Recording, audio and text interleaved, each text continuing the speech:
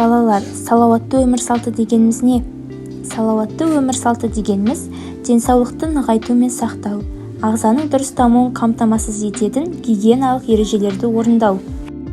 Ол үшін денсаулыққа жағымсыз әрекеттерден аулақ болып, салауатты өмір салтын ұстану қажет.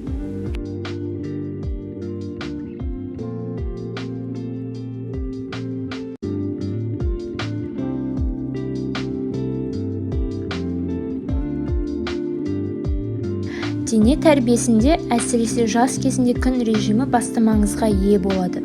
Күн режимін сақтау, жүйелі сергу, ұйқы, тамақ және тағы басқа ырғақтылықты қамтамасыз етеді. Жүйке жүйесін әлсіреуден сақтайды. Ауырып, ем іздегенше ауырмаудың жолын ізде демекші, салауатты өмір салтын ұстанайық.